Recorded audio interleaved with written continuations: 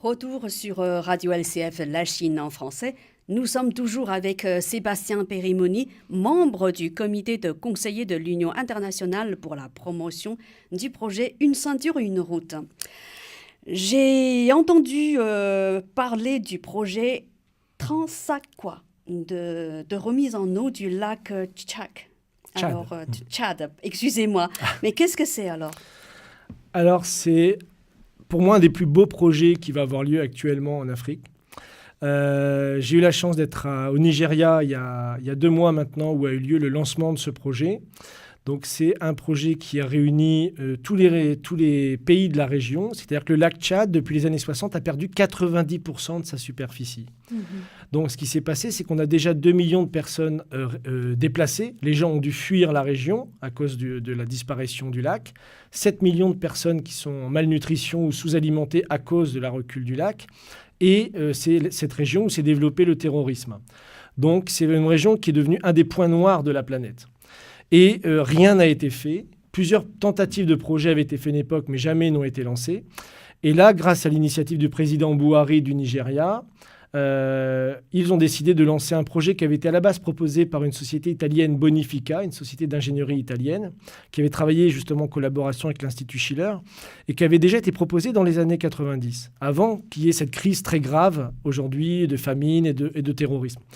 Et donc, les pays africains, aujourd'hui, c'est ce que je disais, c'est-à-dire qu'il y a non seulement il y a la Chine qui est présente en Afrique, mais aussi la volonté des pays africains de se développer par eux-mêmes et pour eux-mêmes aujourd'hui. Donc, ils ont décidé de lancer ce projet de transfert d'eau interbassin qui consiste tout simplement à faire un canal, en fait, qui traverserait la Centrafrique, irait jusqu'au bassin du Congo, qui est une des régions où il y a le plus d'eau dans le monde, après l'Amazone en Amérique latine, et de prendre une portion de ces eaux, 5%, qui aujourd'hui ne sert à rien puisqu'elle est dans un cycle où elle retombe dans la mer, et d'irriguer toute la zone, de créer tout un canal de 2400 km pour re-irriguer le fleuve Chari et petit à petit revitaliser l'ensemble du lac Tchad, redévelopper une zone agro-industrielle et permettre à 40 millions de personnes qui sont aujourd'hui dans la souffrance de réaccéder à un niveau de vie au moins décent et normal. Donc, non seulement ça permettra à cette région, mais ça fera un corridor, ce qu'on appelle un corridor de développement, One Belt, comme disait dans la traduction anglaise. Donc, une ceinture de développement qui traverserait la Centrafrique, qui est un pays aujourd'hui qui est vraiment dans une situation chaotique, et également dans le bassin à l'est du Congo, vous savez, où a toujours lieu un génocide dans le cadre du pillage des matières premières, et en particulier le coltan, d'amener du développement dans toute cette région sur 2400 km autour de ce corridor de développement. Donc c'est un des plus beaux projets qui a été lancé en Afrique. Donc les accords ont été signés entre le Nigeria, le Niger, le Tchad, le Cameroun et la Centrafrique, justement en février dernier, lors de cette grande conférence de lancement.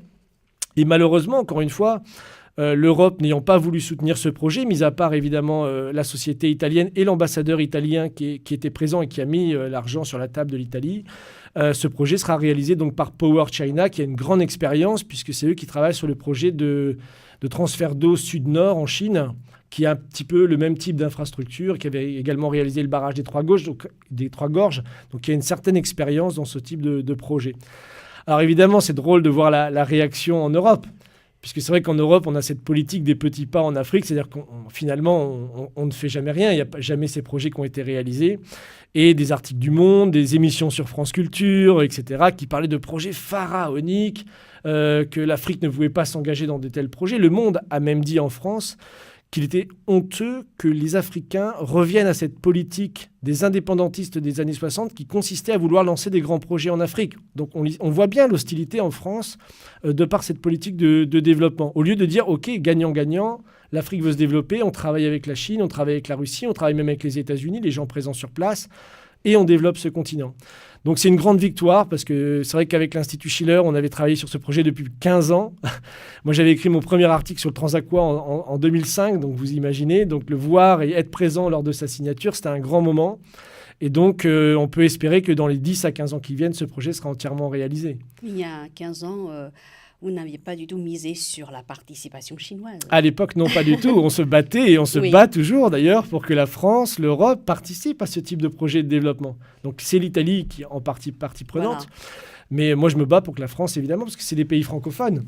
Le Tchad, le Niger, la Centrafrique sont des pays francophones. D'ailleurs, leur monnaie est toujours une monnaie française, le franc CFA, qui est contrôlé par le Trésor public français. Donc voilà, donc on est bousculé, je dirais, dans nos précarés. Et donc, ça, c'est vraiment une des plus belles choses qui soit arrivée à l'Afrique cette année, dans le cadre de ce développement, justement, de ce nouveau paradigme. Quel rôle va jouer PowerChina dans ce projet? Déjà, là, la première partie, c'est la mise à jour de l'étude de faisabilité, dessiner le tracé, finalement. Et après, la partie réalisation, donc la mise en œuvre du projet concrètement. Voilà. Donc, comme ils ont fait les trains, comme ils ont fait d'autres barrages, et là, ils vont réaliser l'ouvrage. Donc, un engagement très fort de... Vous savez, la Chine, en 2000, avait 5 pays avec dont le pays était premier partenaire commercial. Aujourd'hui, c'est plus de 100 pays dans le monde. C'est-à-dire que la Chine, aujourd'hui, participe au développement du monde, et c'est bénéfique.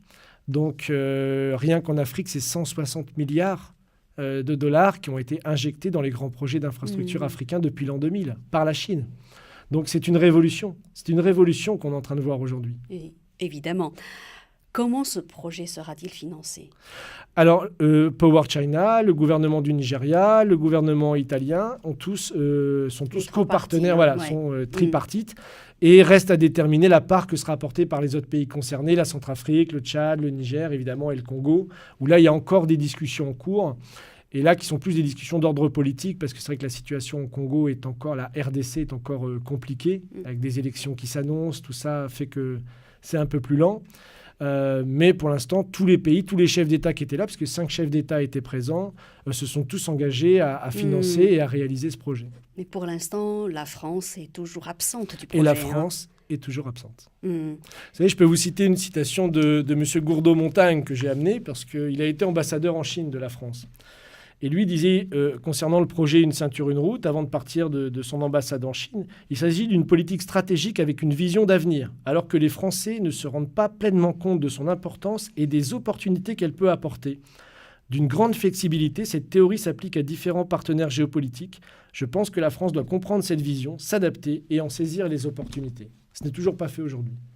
Malgré le discours de M. Macron, puisqu'il allait faire un grand discours à Xi'an, qui est la ville historique des routes de la soie. Le point de départ, le point de départ, nouvelles routes de la soie. Pour l'instant, c'est resté lettre morte. Vous avez bon espoir? Moi, je pense que le développement de l'Afrique aujourd'hui est inarrêtable. Donc la France s'adaptera, en effet, ou disparaîtra d'Afrique. D'ailleurs, il y a même un article dans Le Monde la semaine dernière, « L'Afrique doit-elle se séparer de Vincent Bolloré ?»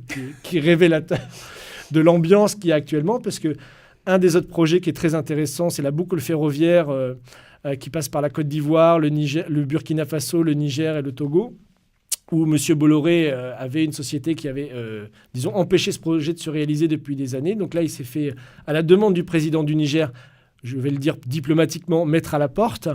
Et donc, le Niger travaille désormais pour signer l'accord avec la Chine pour développer cette boucle ferroviaire dans la région. Donc, encore une fois, la France n'a pas saisi les opportunités qui se présentaient à elle, parce qu'elle veut rester dans cet ancien paradigme gagnant-perdant.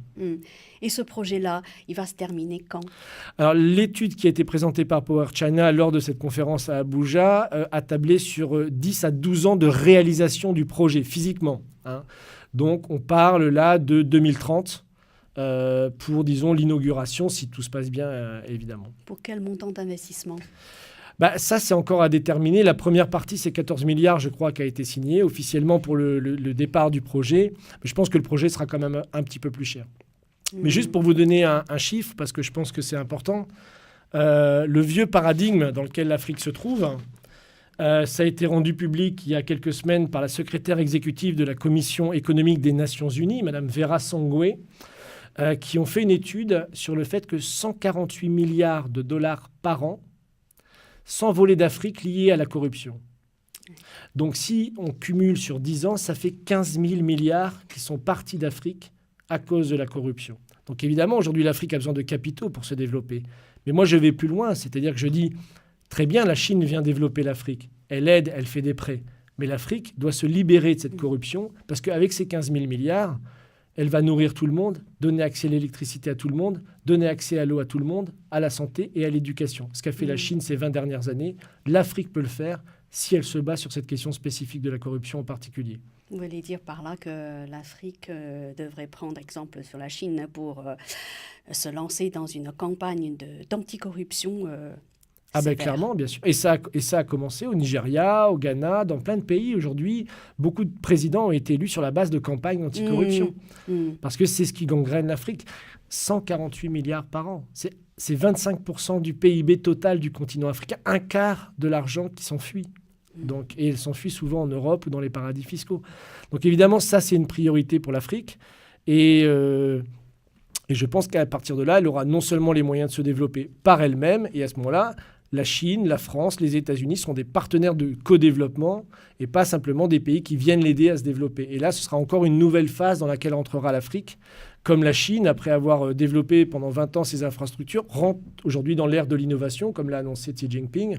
L'Afrique doit pouvoir aujourd'hui rentrer dans l'ère de la non-corruption pour se développer par elle-même, pour elle-même et avec elle-même. Et évidemment, avec l'expertise des Chinois.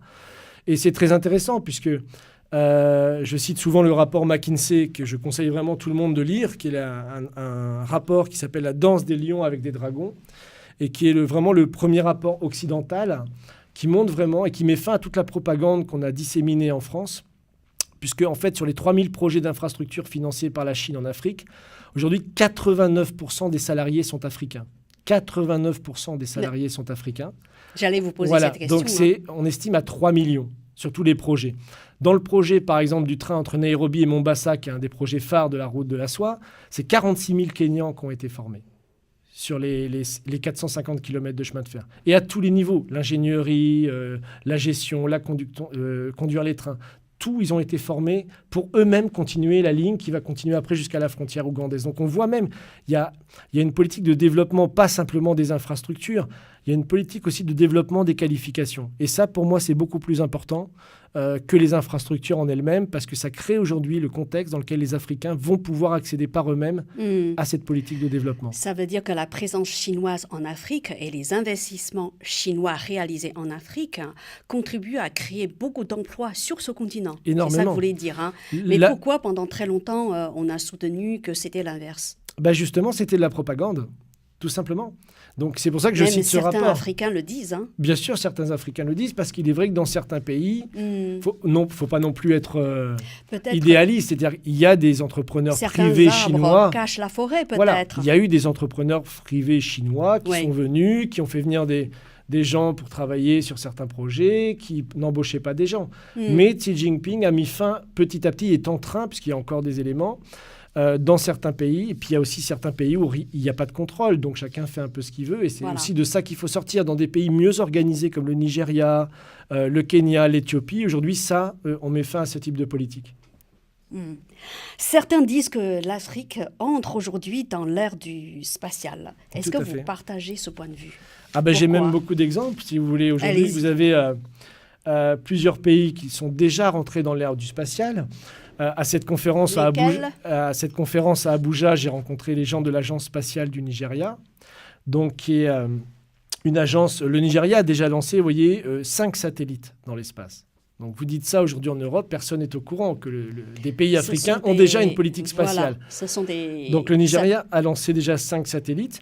Et une chose très extraordinaire, c'est qu'il y a même un satellite européen de Biélorussie qui aujourd'hui travaille pour fournir des services de télécommunication Internet dans 36 pays africains et qui est géré depuis le centre de commande spatiale du Nigeria.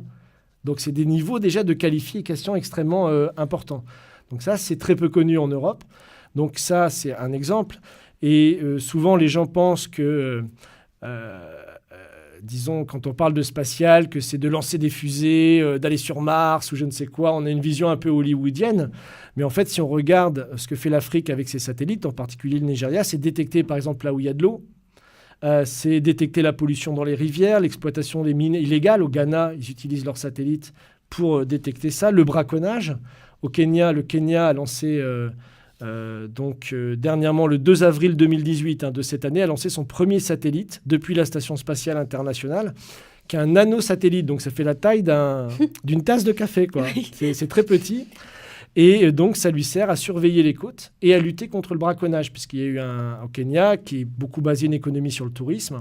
Il y a plus de 7000 éléphants qui ont été malheureusement tués pour leur ivoire.